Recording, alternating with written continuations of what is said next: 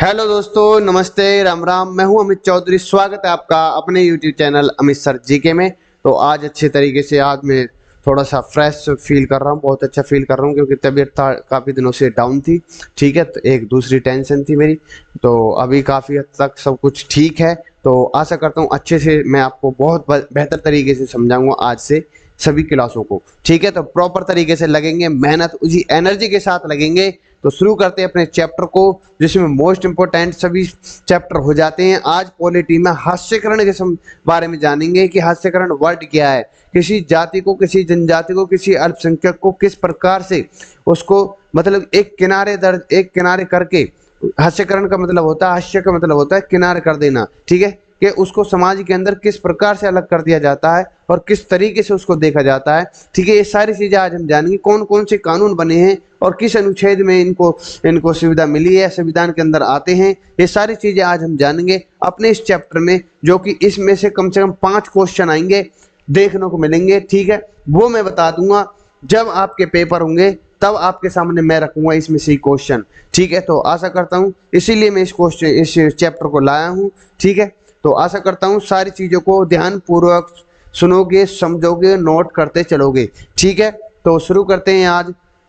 First first slide आपके सामने। एक मिनट पेन ले लूं। हाँ, ठीक है, तो आदिवासियों के बारे में जानेंगे। कहाँ कहाँ कौन से आदिवासी स्थित है और इन चीजों को इनको पहले कैसे देखा जाता था समाज के थ्रू, या अब कैसा देखा जाता है, किस प्रकार से इनको लोग अपनी नजर से देखते हैं, या समाज में सुविधा मिलती है या नहीं मिलती इनको। ठीक है, तो आदिवासियों के बारे में पढ़ेंगे।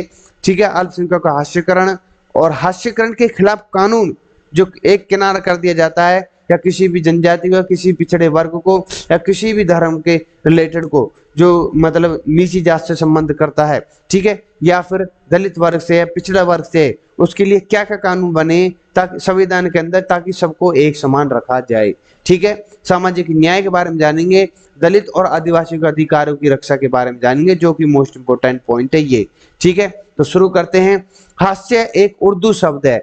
हास्य एक उर्दू शब्द है जिसका मतलब होता है किनारे कर देना। यहाँ पर किनारे का मतलब होता है मुख्य बिंदु से बाहर होना। आपकी किताब या कॉपी में दाएं और बाएं किनारों पर खाली जगह होती है, जैसे आप देखते हो ना, इधर की तरफ और इधर की तरफ एक खाली जगह होती है, एक किनारा। ठीक है, उसे ही हास्य कहा जाता है। हास्य पर अक्सर कुछ भी लिखा नहीं जाता, आपको पता है खूब अच्छे तरीके से। इसी तरह समाज में जो लोग मुख्य धारा से अलग थलग रहते हैं, उन्हें हास्य पर समझा जाता है, यानी उनका हास्यकरण किया जाता है या हास्यकरण हो जाता है। ये एक आंदोलन कर रहे हैं बेचारे अपनी आवाज उठाने के लिए, ताकि इनको इस नजरिए से नहीं देखा जाए। ठीक है, हर समाज में कुछ समूह ऐसे होते हैं जिन्हें हास्य पर या समाज से बाहर समझा जाता है। ऐसे लोग समाज के बहुसंख्यक लोगों के विपरीत अलग तरह की भाषा बोलते हैं, उनके रिवाज अलग होते हैं, उनके धर्म भी अलग होते हैं। ठीक है, समाज के हाथ से पर रहने वाले लोग अक्सर गरीबी की वजह से नीचे नजर देखे जाते हैं, मतलब नीचे की नजर, मतलब उनको नीचा देखा जाता है कि हमारे लायक नहीं है, हमारे बराबर के नहीं है, ये सब। और उन्हें इंसानों की तरह नहीं देखा जाता। कई बार हास्य पर रहने वाले लोगों को शक और भय की नजर में देखा जाता है। देखो कितनी नकारात्मक धारणाएं। ठीक है, समाज की मुख्य धारा में रहने वाले लोगों के पास जमीन है, संपत्ति होती है, वे लोग शिक्षित, राजनीतिक प्रभुत्व वाले होते हैं। लेकिन हास्य पर रहने वाले लोग अक्सर शक्ति से विहीन हो जाते हैं बेचारे, और उनके पास नामात्र के धन संपत्ति होती है। इस तरह से हास्यकरण जीवन के हर पहलू में होता है, यानी लोग सामाजिक और आर्थिक, सांस्कृतिक, राजनीतिक दृष्टि से किनारों पर ही रहने के मजबूर होते हैं। ठीक है, मजबूर होते हैं। ठीक है, अब आदिवासी के बारे में पढ़ लेते हैं। मैंने आपको थोड़ा पॉइंट बता दिया है कि चैप्टर में हम क्या पढ़ने वाले हैं, क्या क्या कानून है, किस किस संविधान में किस तरीके से इनको देखा जाता है। ठीक है, ये सारी चीजें किस अनुच्छेद में इनके लिए सुविधा उपलब्ध है, ये सारी चीजें। ठीक है, ट्राइबल के बारे में, ट्राइब्स के बारे में जान लेते हैं। आदिवासी शब्द का मतलब होता है मूल निवासी। यहाँ से क्वेश्चन आया है आपका। ठीक है, मैंने दिए भी हुए हैं। ये लोग सदियों से जंगलों के आसपास रहते आए हैं। भारत की आबादी में आदिवासी की जनसंख्या 8% है। यहाँ से क्वेश्चन आया कितनी है, 8%। भारत की कितनी आबादी, उसकी 8% तो इन विचारों की है। ठीक है, भारत के प्रमुख खनन और औद्योगिक क्षेत्र आदिवासी इलाकों में है। आदिवासियों में बहुत विविधता पाई जाती है, विविधता। सबसे पहले चैप्टर मैंने पढ़ाया जो था। हमारे देश में आदिवासियों की 500 से ऊपर प्रजातियां मिलती हैं और आदिवासी समूह बिल्कुल अलग है क्योंकि उनके समुदाय में ऊंच नीच के कोई भेदभाव नहीं होता, बहुत कम देखने में नाम मात्र देखने को मिलता है। इस तरह वे जातीय वर्ण वाले समुदाय या राज्य द्वारा शासित समुदायों से बिल्कुल अलग रहते हैं। जैसे कि नीचे लिखा हुआ है, ये आपके ट्राइब्स हैं और इनका कोई त्योहार है। इसमें लिखा हुआ है ये परंपरागत पोशाकों से सजी धजी जनजातियां समुदायों को तस्वीरें हैं और आमतौर पर आदिवासियों को इन्हीं रूपों में पेश किया जाता है। कोई भी प्रोग्राम हो या कोई भी बड़े से बड़ा प्रोग्राम तो इनको रंग बिरंगे से पोशाक पहना के किसी को या मुकुट अजीब तरीके से पहना जाता है। जैसे मैं बता रहा, आदिवासियों की प्रचलित छवि कैसी होती है। पॉपुलर इमेज ऑफ ट्राइबल्स, आदिवासियों को हमेशा एक विशेष तरीके से पेश किया जाता है। स्कूल के फंक्शन या किसी अन्य फंक्शन में आदिवासियों को अक्सर रंग बिरंगे कपड़े में और अजीब गरीब मुकुट पहनते हुए नाचते हुए देखा जाता है या दिखाया जाता है। इसके अलावा हम आदिवासियों के बारे में बहुत कम जानते हैं। लोगों के बीच अक्सर एक गलत धारणा बन जाती है कि आदिवासी अनोखे, पिछड़े और ऐतिहासिक होते हैं। आदिवासियों की कम तरक्की के लिए भी उन्हीं पर आरोप लगाया जाता है। बताओ कि वे तरक्की करना भी नहीं जानते, नहीं चाहते, क्योंकि वे अपने आप को ही बदलना नहीं चाहते। ठीक है। आदिवासी और विकास, 19वीं सदी तक हमारे देश के एक बड़े भूभाग पर जंगल हुआ करते थे। 19वीं सदी के मध्य तक आदिवासियों की जंगलों में गहरी पैठ थी और जंगल के बारे में उनको काफी अच्छा ज्ञान था। ठीक है। उन पर किसी भी बड़े राज्य और साम्राज्य का शासन नहीं था। ठीक है, किसी भी प्रकार से, बल्कि बड़े बड़े साम्राज्य कई वन संसाधनों के लिए आदिवासियों पर ही निर्भर रहते थे। ये देख लो इनकी पावर, इनकी समझ और सभी चीजें, क्योंकि इनसे कुछ ना कुछ कहीं ना कहीं से इनको भी राजा महाराजाओं का लाभ मिलता होगा, सुविधा उपलब्ध होती होंगी। ठीक है। अंग्रेजी शासन शुरू होने से पहले आदिवासियों का पेशा था शिकार करना, भोजन संग्रह करना, झूम की खेती करना। इसलिए अधिकतर आदिवासी घुमंतु होते थे, यानी एक जगह से टिक कर नहीं रहते थे, मतलब एक स्थान से दूसरे स्थान चेंज। जैसे मैंने आपको पहले बता चुका हूँ, कुछ आदिवासी एक जगह पर टिक कर भी रहते थे। ठीक है, मजबूर कर दिया था उन्होंने, किसने? अंग्रेजों ने। लेकिन पिछले 200 वर्षों के दौरान विभिन्न आर्थिक बदलाव, वन नीतियां, राजनीतिक शक्तियां द्वारा उनके वनों से बाहर कर दिया गया। धीरे धीरे उन्हें मजबूर होकर बाहर पलायन करना पड़ा ताकि वे बागानों, निर्माण स्थलों, उद्योग धंधों आदि में मजदूर के रूप में काम कर सके। जहां आदिवासी रहते हैं थे वे इलाके खनिज संपदा, अन्य प्राकृतिक संसाधनों में संपन्न है। बड़े उद्योगों को बनाने के क्रम आदिवासियों के हाथों में इन इलाकों में छीन लिया गया था। ये मोस्ट इंपोर्टेंट, मतलब थोड़ा सा ये बताना चाहता हूँ कि ये इनसे इनको किस प्रकार से समाज द्वारा भी डोमिनेट किया गया है। ठीक है, टाइम टू टाइम। ठीक है, इस तरह के अपनी जमीन और अपने जंगलों को नाता टूट जाने के कारण आदिवासियों की जीविका का मुख्य साधन समाप्त होता गया चला गया। शहरों में कम मजदूरी पर काम करने की मजबूरी के कारण उनके लिए गरीब का एक अंतहीन सिलसिला शुरू हो गया। आज ग्रामीण इलाकों में 45% आदिवासी और शहरी इलाकों में 35% आदिवासी गरीब रेखा के नीचे रहते हैं। आदिवासियों की बात हो रही है, आदिवासियों का ही चैप्टर है मेरे भाई। इसका असर यह हुआ है कि अधिकांश आदिवासी बच्चे कुपोषण का शिकार हो जाते हैं और आदिवासी का साक्षरता दर काफी कम हो जाती है। ठीक है।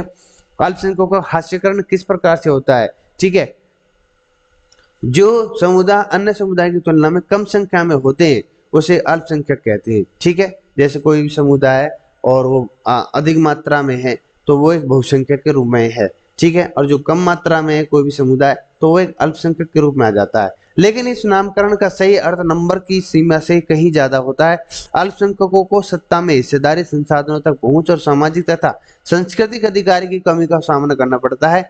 भारत के संविधान ने इस बात को स्वीकारा है कि बहुसंख्यक बड़े आराम से किसी देश को सामाजिक दिशा को प्रभावित कर सकते हैं। ऐसे में अल्पसंख्यक के ऊपर हास्यकरण का खतरा बढ़ता जाता है, जैसे कि आप देख रहे होंगे। आपको खूब अच्छे तरीके से समझ में आ रहे हो कि ये क्या कहना चाह रहा है या मैं क्या बताना चाह रहा हूँ आपको। ठीक है, इसलिए अल्पसंख्यकों के हितों की रक्षा करने के लिए संविधान में कई प्रावधान बने गए। कुल मिलाकर यह है, चाहे कोई भी व्यक्ति हो, कोई भी किसी भी समुदाय से हो, किसी भी धर्म से हो, संविधान के अंतर्गत वो एक समान देखा जाएगा। किसी भी समाज के या समुदाय, बड़े से बड़ा समुदाय हो, एक बड़े से बड़ा बहुसंख्यक हो, ठीक है, समाज हो। यदि बहुसंख्यक और अल्पसंख्यक समुदाय के बीच के रिश्ते अच्छे नहीं होते तो अल्पसंख्यकों में असुरक्षा की भावना बढ़ जाती है। और भारत की संस्कृति, विविधता, समानता, न्याय की सुरक्षित रखने के लिए संविधान में क्या प्रावधान है। यदि किसी भी नागरिक को लगता है कि उसके मौलिक अधिकारों को हनन हुआ है तो न्याय मांगने के लिए वह अदालत जा सकता है। ठीक है, इंपोर्टेंट है, सिंपल सी बात है। अदालत ही उनके लिए खटखटाएगी दरवाजा। बहुत से तो जाते नहीं है क्योंकि है ही नहीं, ठीक है, फिर सुनते भी नहीं विशाल होगी। अब मुसलमानों का हास्यकरण सुन लेते हैं, थोड़ा सा समझ लेते हैं। 2011 की जनगणना के अनुसार भारत की आबादी में 14.1% आबादी मुसलमान की है, ठीक है, अब तो ज्यादा है। अल्पसंख्यक होने के कारण मुसलमानों की सामाजिक आर्थिक विकास का लाभ नहीं मिल पाया। मुसलमानों की कम तरक्की के कारण की जांच करने के लिए जस्टिस राजेंद्र सच्चर, ये मोस्ट इंपोर्टेंट है, यहाँ से क्वेश्चन आया है कि जस्टिस राजेंद्र सच्चर की अध्यक्षता में 2005 में एक कमेटी बनाई गई थी। सच्चर कमेटी ने मुसलमानों की सामाजिक आर्थिक शैक्षणिक दशा का अध्ययन किया और उनके विकास के लिए कुछ सुझाव दिए। इस कमेटी ने पाया कि देश में मुसलमानों की स्थिति अनुसूचित जनजाति और अनुसूचित जाति के तरह ही है, ठीक है। मुसलमानों की हालत जो है, मुसलमानों की साक्षरता दर अन्य समुदायों के मुकाबले कम है। सरकारी नौकरी में मुसलमानों की भागीदारी बहुत कम है। अपने आप को सुरक्षित माहौल में रखने का उद्देश्य मुसलमान उन क्षेत्रों में रहना पसंद करते हैं जहां अधिकतर मुसलमान ही रहते हैं। इस प्रघटना को घटो कहते हैं, मतलब कि घटोआइजेशंस। ये मैंने नीचे दे रखे हैं कि हिंदू कितने हैं और मुस्लिम कितने, ईसाई कितने, सिख कितने हैं, ये इन पीडीएफ में देख लेना आप, ठीक है। अब हास्यकरण से निपटारा कैसे पाया जाए, ये सर मतलब इनका किस प्रकार से कौन कौन से कानून बनाए गए हैं हमारे संविधान के द्वारा जिससे किसी को किसी प्रकार से डोमिनेट नहीं किया जाए, ठीक है।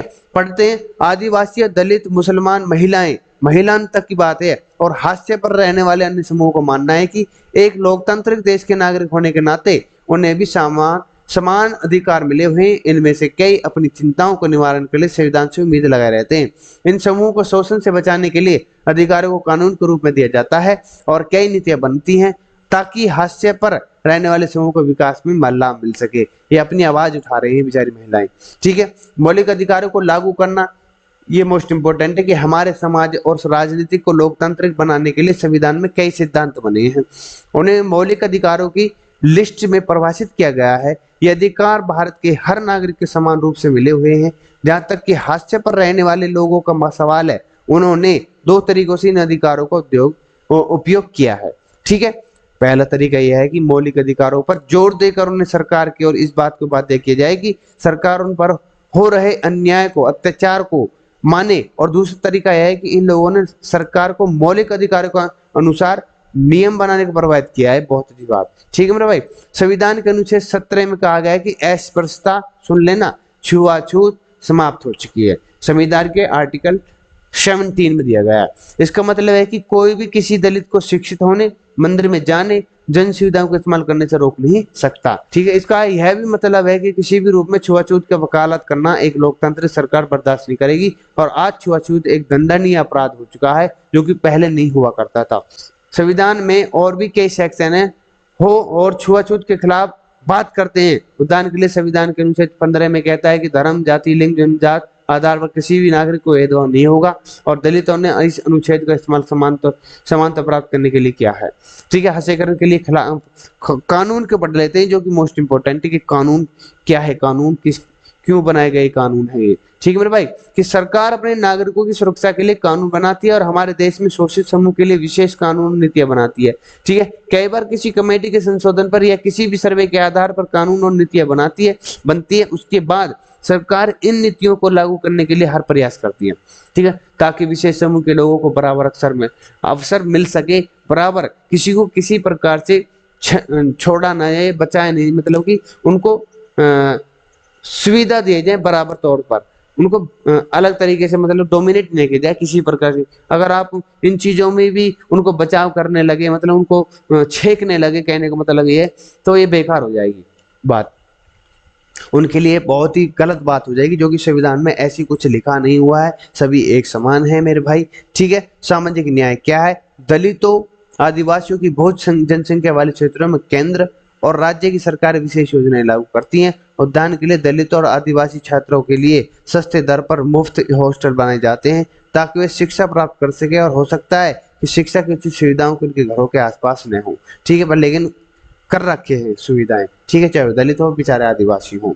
इसके अलावा समाज में समानता लाने के लिए सरकार कई कानून बनाती है। सरकारी शिक्षण संस्थान और सरकारी नौकरियों में आरक्षण ऐसा ही कानून है। यह एक महत्वपूर्ण लेकिन विवादित कानून भी है। हमें यह समझने की जरूरत है कि जिन लोगों को सदियों से शिक्षा और कौशल हासिल करने से रोका गया है, उनके उत्थान के लिए कानून जरूरी है, मोस्ट इम्पोर्टेंट है। ठीक है, जिनको सुविधाएं नहीं मिली हैं, जिनको अभी तक डोमिनेट करते हैं, उनके लिए कानून, ये समुदाय, ये चीजें बहुत ही जरूरी होती या जरूरत है। ठीक है, दलित और आदिवासियों के अधिकारों की रक्षा कैसे करेंगे? हाशिए पर रहने वाले लोगों को भेदभाव, शोषण से बचाने के लिए कुछ विशेष कानून बनाए, जैसे कि अनुसूचित जाति और अनुसूचित जनजाति अत्याचार निवारण 1989 में बनाया गया था। यहाँ से क्वेश्चन है, 1 नंबर पक्का है आपका। दलित और अन्य शोषित समूहों की मांग के बाद सरकार ने इस अधिनियम को 1989 में लागू किया था। ठीक है, यह ध्यान रखना होगा कि दलित और आदिवासियों को हर दिन बुरे व्यवहार और बेइज्जती का सामना करना पड़ता है। यह व्यवहार सदियों से चला आ रहा है, लेकिन 1970 से 1980 के दशक में इसने हिंसक रूप ले लिया था और इस दौरान दक्षिण भारत के कई दलित समूहों ने अपने अधिकारों की वकालत शुरू कर दी थी और उन्होंने हर उस समय काम को करने से मना कर दिया जो उस समय के लोगों को करने के लिए बाध्य किया जाता था। पुरानी मान्यताओं के अनुसार मेला ढोना, ये मोस्ट इंपोर्टेंट है, कूड़ा साफ करना, मरे हुए मवेशियों को ठिकाने लगाना आदि काम दलितों के लिए उचित है। लेकिन आज समय बदल चुका है और हर किसी को अपने कौशल और अपनी इच्छा अनुसार कोई पेशा चुनने के अधिकार होना चाहिए, ये संविधान में भी लिखा हुआ है। दलितों को कई तरीके से प्रतिपादित किया जाता है, इनमें से कुछ तो शारीरिक यातना के रूप में होते हैं, नैतिक रूप से गिरे हुए काम होते हैं। ठीक है, किसी भी दलित या आदिवासी को खाद्य पदार्थ गंदी चीज खाने या पीने से बातें करना दंडनीय अपराध होगा। ये सभी चीजें इंपॉर्टेंट हैं। ठीक है मेरे भाई, किसी भी दलित आदिवासी के कपड़े उतारना, उसे नंगा करके घुमाना, चेहरे पर कालिक पोतना एक अपराध है, क्योंकि यह किसी भी इज्जत के लिए बहुत बुरी बात होती है। ठीक है, कानूनी अपराध हो चुके हैं आज के समय में। इन सभी के लिए एक नियम कानून बनाए हुए हैं। इस अधिनियम में उन कामों का वर्णन जिसके द्वारा किसी भी दलित या आदिवासी को उसके सीमित संसाधनों से अलग किया जाता है और गुलाम करने को मजबूर किया जाता है। यदि कोई व्यक्ति किसी दलित की जमीन को हड़प लेता है या उस पर खेती करता है तो उसे सजा मिलेगी। किसी दलित या आदिवासी को जमीन को आप अपने नाम ट्रांसफर नहीं कर सकते, ये मोस्ट इंपोर्टेंट है। ठीक है, ये सभी चीजें कानून के अंतर्गत आ गई हैं और कोई भी कैसा भी किसी प्रकार को कोई भी मेरे भाई आदिवासी हो, दलित हो, किसी भी प्रकार से परेशानी में आ रहा हो या इस तरीके से जैसे मैं पढ़ा रहा हूँ, तो वो आपके कोर्ट जा सकता है, अपनी याचिका लगा सकता है, मैं यहाँ से ये इस तरीके से इस समाज द्वारा मैं छेका जा रहा हूँ या डोमिनेट किया जा रहा हूँ या मुझे वहां जाने नहीं दिया जा रहा, इन सारी चीजों को वो अपना कोर्ट में जाकर बोल सकता है, याचिका दर्ज करा सकता है। आदिवासी कार्यकर्ताओं के लिए अपनी परंपरागत जमीनों पर अपने अधिकारों की रक्षा करने के लिए इस अधिनियम का इस्तेमाल करते हैं। उनकी मांग है कि यदि कोई आदिवासी की जमीन पर कब्जा करता है तो उसे इसकी सजा मिलनी चाहिए। ऐसा कई बार हुआ है कि उपयोगिताओं के दबाव में आकर कई सरकारों ने आदिवासियों को उनके जमीन से बेदखल किया। आज आदिवासी जागरूक हो चुके हैं और अपनी जमीन पर अपने अधिकारों को मांग कर रहे हैं, ये मोस्ट इंपोर्टेंट है। नेक्स्ट स्लाइड आपके सामने है भाइयों, और यहाँ से मैंने कम से कम 18 से 20 क्वेश्चन आपके लिए लाया हूँ जो कि सभी मोस्ट इंपोर्टेंट है। इन्हीं में से ही क्वेश्चन आएगा, कहीं से और क्वेश्चन उठा ही नहीं सकता। ठीक है, और सब आपके सामने है। ठीक है, तो शुरू करते हैं। आदिवासी कहाँ पर रहते हैं? जंगलों में रहते हैं, शहरों में रहते हैं, गाँव में, समुद्री तट प्रदेशों में। तो ए इज द राइट आंसर हो जाता है। आदिवासी का क्या अर्थ होता है? मैंने सबसे पहले बताया था, मूल निवासी होता है। आदिवासी को किस नाम से जाना जाता है? आदिवासियों को जनजाति से, आरक्षित से, संरक्षित से, बंजारे। तो जनजातियों के नाम से जाना जाता है, जनजाति, जैसे मैंने बोला है आपको। ठीक है, पीछे चैप्टर में, इसी चैप्टर में बताया है, आपकी स्लाइड में बताया है। ठीक है, किसको अनुसूचित जनजाति बोलते हैं, किसको अनुसूचित जाति बोलते हैं। ठीक है, भारत, क्वेश्चन नंबर 4 है, भारत की कुल आबादी का कितने प्रतिशत आदिवासी रहता है? तो 5% है, 8% है, 10 है या 12 है? तो 8 इज द राइट आंसर। मैंने बताया आपको। काली हांडी जिला किस राज्य में स्थित है? आप सर्च कर लेना, ये फिलहाल मैं बता देता हूँ, उड़ीसा में स्थित है। भारत में कुल कितने राष्ट्रीय पार्क हैं? अब ये इंपॉर्टेंट है, पूछ लेगा राष्ट्रीय पार्क के बारे में, तो इसलिए करंट से रिलेटेड मैंने डाल दिए। 48 राष्ट्रीय पार्क है आपके। भारत में कुल कितने वन्य है? ये वन्य जीव अभयारण्य है। ठीक है, वन्य जीव 272, 73 या 372 या 373। तो सी इज द राइट आंसर। एक बार सर्च कर लेना आप। 372 है अभी फिलहाल वन्य जीव अभयारण्य। भारत में राष्ट्रीय पार्क और वन्य जीव का कुल कितना क्षेत्रफल आता है? तो वो आता है 1,09,652 वर्ग किलोमीटर द राइट आंसर। ये सभी गलत हो जाते हैं आपके। ठीक है, भारत में कितनी तरह के आदिवासी समूह है, ये इंपॉर्टेंट। ईसाई, मुस्लिम, हिंदू या जनजाति, मतलब किस तरह के आदिवासी समूह होते हैं, तो जनजाति इज द राइट आंसर हो जाता, और सभी तो नहीं है। ठीक है, तो ये सभी कट्टिज और D is the right answer. Next चलते हैं कि 10th, आदिवासी मुख्य रूप से कौन सी भाषा बोलते हैं? हिंदी बोलते हैं? नहीं, बराला भी गलत है, उड़िया भी गलत है, संथाली बोलते हैं, संथाली। ठीक है, संथाली कर लेना इसको मेरे भाई।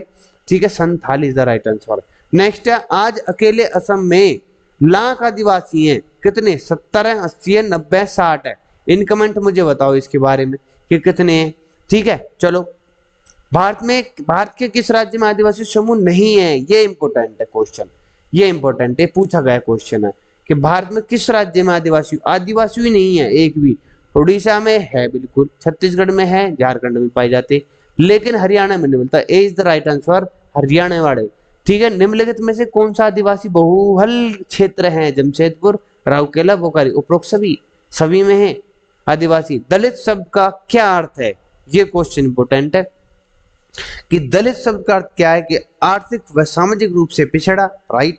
दबा कचला, बिल्कुल। पिछड़ा व्यक्ति, सभी है, तो D is the right answer हो जाता है आपका, D is the right answer हो जाता है। ठीक है मेरे भाई, नेक्स्ट चलते हैं।